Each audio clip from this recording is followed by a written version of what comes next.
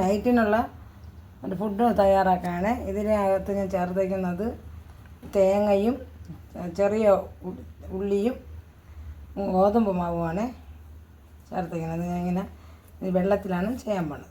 നല്ല ടേസ്റ്റാണ്. രാത്രിയുള്ള ഭക്ഷണമാണ് എനിക്ക് വേണ്ടി ചെയ്യുന്നത്. അപ്പം പിള്ളേർക്കും ചിലപ്പോൾ കഴിക്കും. ഞാൻ അതിനുവേണ്ടി ശകലം കൂടുതലുണ്ട്. അതുകൊണ്ടൊന്ന് ഞാൻ ഉണ്ടാക്കാൻ പോകുന്നതിൽ ചുവന്നുള്ളിയാണ്. ചുവന്നുള്ളിയും തേങ്ങയും ഇങ്ങനെ ചപ്പി കാണിച്ചു കൊടുക്കാം.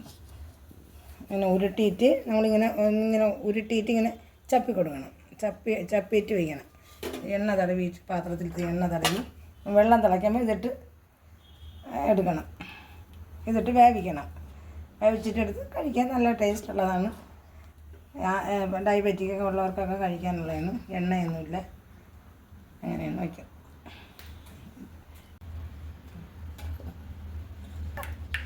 ഞാൻ നേരത്തെ പത്തിരി പോലെ ഉണ്ടാക്കിയതാണിത്. ചെറിയ പത്തിരി.